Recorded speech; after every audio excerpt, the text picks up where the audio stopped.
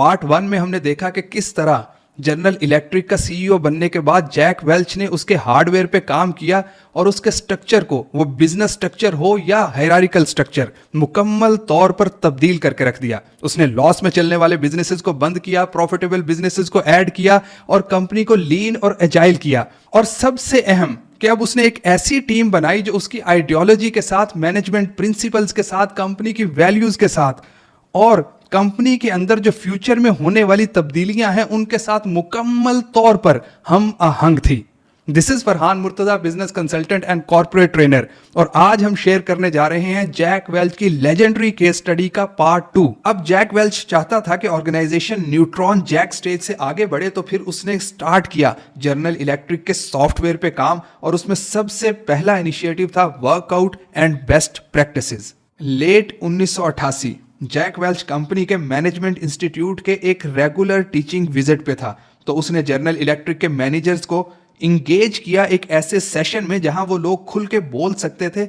ये सेशन इतना अच्छा रहा कि वेल्च ने जेम्स बोमन, जो जनरल इलेक्ट्रिक के मैनेजमेंट डेवलपमेंट डिवीजन का डायरेक्टर था, उसे कहा कि कैसे हम इस तरह के ओपन, ऑथेंटिक और एनर्जेटिक सेशन कर सकते हैं।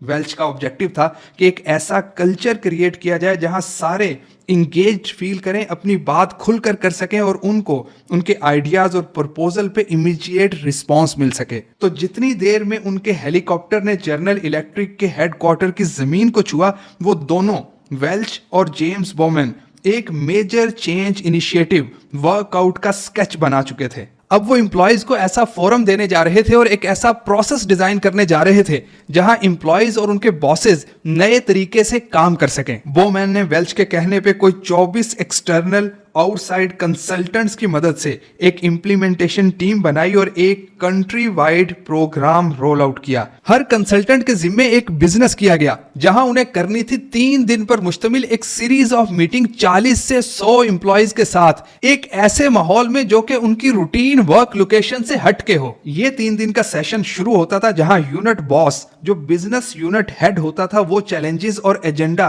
प्रेजेंट करता था। फिर फैसिलिटेटर की तरफ से बॉस को बाहर भिजवाते हुए एम्प्लॉयज को कहा जाता था कि वो सॉल्यूशंस को डिस्कस करें और उनको हेल्प आउट करता था रिकमेंडेशंस बनाने में और प्रिपेयर करवाता था एक प्रेजेंटेशन। फिर फाइनल डे पे बॉस वापस आता था और उसे कहा जाता था कि वो एम्प्लॉयज के एनालिसिस और रिकमेंडेशंस को सुने। लेकिन यहां रूल ऑफ द प्रोसेस क्या था कि unit boss on the spot फैसला करेगा हर प्रपोजल से मुतालिक और सबके सामने। आर्मंड लाउजन, जो कि जनरल इलेक्ट्रिक के एयरक्राफ्ट इंजन फैक्ट्री के मैनेजर थे, उन्होंने एक दफा फॉर्चून मैगजीन को बताया कि उनके सामने 108 प्रपोजल थे हाँ या ना कहने को, और वो डिसीजन लेते हुए अपना सर भी उठा नहीं पा रहे थे। लेकिन फिर भी ये एक्सरसाइज कंप्लीट हुई और उन्होंने 108 में से 8 प्रपोजल्स को ओके किया। 1992 तक जनरल इलेक्ट्रिक के 2 लाख से ज्यादा एम्प्लॉयज, जो कि 2/3 2/3 वर्कफोर्स बनते थे, वेल्च के वर्कआउट इनिशिएटिव में पार्टिसिपेट कर चुके थे।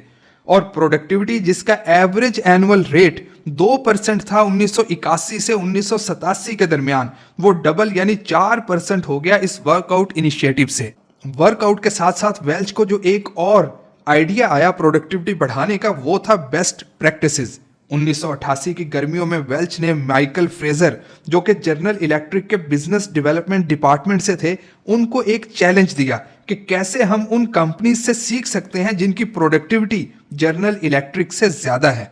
फ्रेजर ने इस सिलसिले में 9 कंपनीज की बेस्ट प्रैक्टिसेस को स्टडी किया। इन 9 कंपनीज में ज़ेरोक्स, HP, फोर्ड और तोशिबा जैसी कंपनीज भी थी। फ्रेजर और उसकी टीम ने स्पेसिफिक टूल्स और प्रैक्टिसेस तो आइडेंटिफाई की ही, लेकिन साथ साथ उन सक्सेसफुल कंपनीज के कुछ कॉमन कैरेक्टरिस्टिक्स भी ढूंढ निकाले जहां वो इंडिविजुअल एक्टिविटीज को कंट्रोल करने की बजाय इफेक्टिव प्रोसेसेस को डेवलप करने पे फोकस करती थी। फ्रेजर की रिपोर्ट को देखते ही वेल्च ने नया ट्रेनिंग प्रोग्राम लॉन्च कर दिया जिसे कहा गया best practice thinking throughout the organisation, और उसे इंटीग्रेट कर दिया गया वर्कआउट इनिशिएटिव के साथ।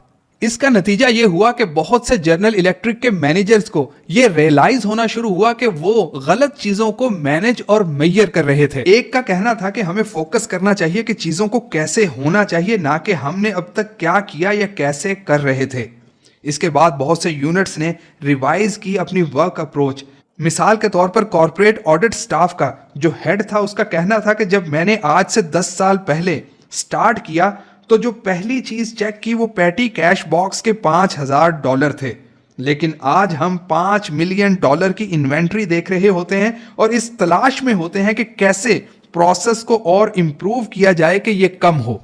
वेल्च का अगला स्टेप था गोइंग ग्लोबल। मिड 80s तक जनरल इलेक्ट्रिक में जैक वेल्च का फोकस यूएस ऑपरेशंस को ठीक करना था। ऐसा नहीं था कि जनरल इलेक्ट्रिक उस वक्त इंटरनेशनल बिजनेस नहीं कर रही थी, बल्कि उस वक्त भी बहुत से मुल्कों में जनरल इलेक्ट्रिक का कारोबार था। यहां वेल्च का आइडिया था कि अगर हम होम बेस को सॉलिडिफाई किए बगैर वर्ल्ड एरिना में एक्सपेंशन पे चले जाएंगे तो हम कहीं ना कहीं स्टक हो सकते हैं। पाओलो फ्रेस्को, जो जनरल इलेक्ट्रिक यूरोप के प्रेसिडेंट थे, वो कहते हैं कि जैसे ही वेल्च सॉलिड बेस के बारे में श्योर हुआ, हमने जंप कर दिया इंटरनेशनल मार्केट में। 1986 की कॉर्पोरेट एग्जेक्टिव मीटिंग में ग्लोबलाइजेशन एक प्रायोरिटी एजेंडा था और 1987 में जनरल इलेक्ट्रिक का well known performance standard number 1 या नंबर 2, जिसके बारे में इस वीडियो के पार्ट 1 में बहुत डिटेल से बात हो चुकी है, उसको अब लिंक कर दिया गया था वर्ल्ड मार्केट पोजीशन के साथ। 1999 में वेल्च ने फ्रेस्को को head of international operation appoint किया, जहां उसने कई इंटरनेशनल डील्स ब्रेक की, जैसे कि एक joint venture German based Robert Bosch के साथ, पार्टनरशिप तोशिबा के साथ, सेवेक की एक्विजिशन जो कि एक फ्रेंच क्रेडिट कंपनी थी। फिर जब ईस्टर्न यूरोप खुला तो हंगेरियन लाइटिंग कंपनी के मेजर शेयर्स खरीदे। फ्रेस्को बन गया था न्यू अपॉर्चुनिटीज का लोकेटर और चैंपियन।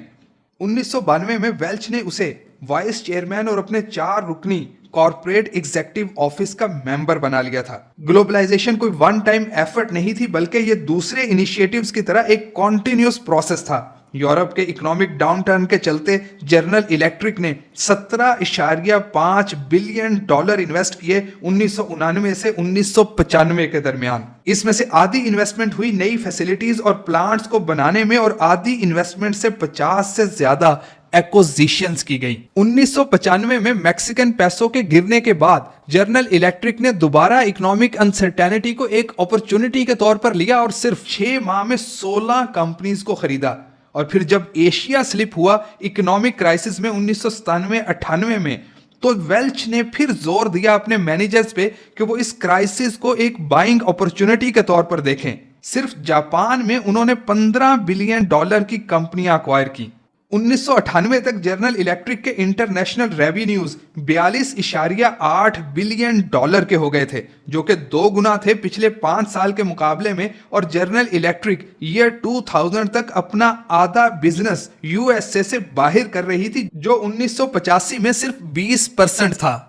वेल्च का अगला सॉफ्टवेयर इनिशिएटिव था डेवलपिंग लीडर्स। जब वर्कआउट, बेस्ट प्रैक्टिसेस और गोइंग ग्लोबल इनिशिएटिव्स हो गए तो वेल्च ने फोकस किया जनरल इलेक्ट्रिक के 2,90,000 एम्प्लॉइज के स्किल सेट और माइंड सेट पे काम करने को, जो कि जनरल इलेक्ट्रिक का नया ऑर्गेनाइजेशनल और स्ट्रेटेजिक इंपेरेटिव था। 80s के अंदर होने वाले ले ऑफ्स और नए डिमांडिंग वर्क एनवायरनमेंट की वजह से जो एक चैलेंज सामने आ रहा था, जिसकी वजह से भी जनरल इलेक्ट्रिक को अब अपने एम्प्लॉइज के माइंड सेट पे काम करना था, वो था इसका इम्प्लिसिट कॉन्ट्रैक्ट इसके एम्प्लॉइज के साथ। क्योंकि जापान और यूरोप की तरह अमेरिका में भी समझा जाता था कि एक दफा कहीं आपकी जॉब हो गई तो अब आप रिटायर होके ही निकलेंगे, चाहे आप कुछ भी ना करते हो या आपकी परफॉर्मेंस कैसी भी हो। और जनरल इलेक्ट्रिक में खास तौर पर समझा जाता था कि आप होते ही लाइफ टाइम के लिए अपॉइंट हैं। इस तरह का इम्प्लिसिट कॉन्ट्रैक्ट साइकोलॉजिकली प्रोड्यूस करता था एक पेरेंटल, फ्यूडल और फजी किस्म की लॉयल्टी। इस किस्म की वफादारी में लोग सिर्फ अपनी जात से मुताल्लिक सोचना शुरू कर देते थे। लेकिन वक्त बदल चुका था और लोगों को अब अपनी इमोशनल एनर्जी को फोकस करना था अपनी जात से बाहर निकालकर कंपेटिटिव दुनिया की तरफ। और यहीं पे वेल्च ने इंट्रोड्यूस करवाया जनरल इलेक्ट्रिक का नया साइकोलॉजिकल कॉन्ट्रैक्ट कि जनरल इलेक्ट्रिक की जॉब्स बेहतरीन जॉब्स हैं उन लोगों के लिए जो कि मुकाबला करने, मतलब कंपीट करने के लिए तैयार हैं। बेहतरीन ट्रेनिंग एंड डेवलपमेंट के रिसोर्सेज हैं और एक आला तरीन माहौल है जो कि पर्सनल और प्रोफेशनल ग्रोथ की अपॉर्चुनिटीज मुहैया करता है। जनरल इलेक्ट्रिक में एक प्रैक्टिस थी जहां कंपनी के टॉप एग्जीक्यूटिव्स लोगों की डेवलपमेंट, परफॉर्मेंस और उनकी सक्सेशन प्लानिंग को बहुत मेहनत से रिव्यू करते थे और इसे कहा जाता था सेशन सी। वेल्च ने इसे भी चेंज किया अपने स्टाइल के मुताबिक सेशन सी हर साल अप्रैल से स्टार्ट होकर मई तक चलता था। वेल्च और उसके 3 सीनियर एग्जेक्टिव्स हर बिजनेस को विजिट करते थे और प्रोग्रेस रिव्यू करते थे टॉप 3000 एग्जेक्टिव्स की, और उनमें जो टॉप 500 थे उन पे वेल्च की खास नजर थी और उनकी अपॉइंटमेंट भी वेल्च की पर्सनल अप्रूवल से होती थी। ये जो कई दिनों पर मुश्तमिल मीटिंग्स होती थी उनमें वेल्च की कोशिश होती थी कि वो हाई पोटेंशियल मैनेजर्स से मिले जो उसे मेजर प्रोजेक्ट्स के रिजल्ट्स प्रेजेंट कर रहे हों। 10-10, 12-12 घंटे के जो बिजनेस रिव्यू सेशन होते थे, वेल्च इनमें अपने एग्जेक्टिव्स को कहते थे कि इनमें से फ्यूचर लीडर्स को आइडेंटिफाई करें, उनका ट्रेनिंग और डेवलपमेंट का प्लान बनाएं और डिटेल करें सक्सेशन प्लान तमाम की जॉब्स का। ये एक्सरसाइज रिफ्लेक्ट करती थी वेल्च के स्ट्रॉन्ग बिलीफ को कि अच्छे लोग जनरल इलेक्ट्रिक का असासा हैं और उनको कंपनी रिसोर्स के तौर पर मैनेज करना चाहिए। वेल्च अपने बिजनेस हेड्स को कहता था कि मैं अपने लोगों को ऑन करता हूं जबकि आप लोग सिर्फ उनको रेंट करते हो। वेल्च इंसेंटिव्स का भी स्ट्रॉन्ग बिलीवर था। उसने पूरा ओवरहॉल कर दिया जनरल इलेक्ट्रिक के कंपनसेशन पैकेज को।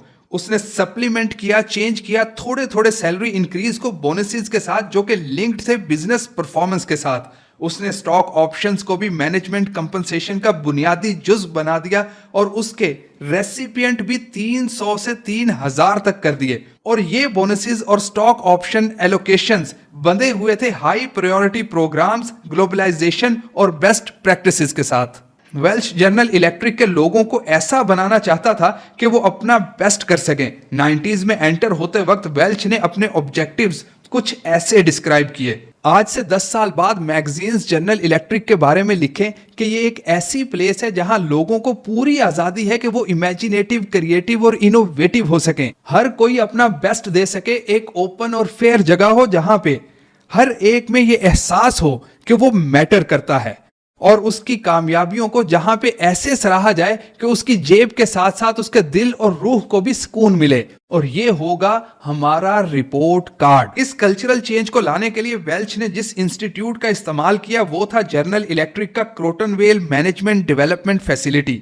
मिड 80s में जब वेल्च हर तरफ कॉस्ट कटिंग कर रहे थे, वहीं क्रोटनवेल बिल्डिंग और उसकी इंप्रूवमेंट पे $45 मिलियन लगाए। वेल्च ने हायर किया बोमेन को हार्वर्ड से और नॉयल को मिशिगन से कि वो रेवोल्यूशनाइज करें क्रोटनवेल की एक्टिविटीज को।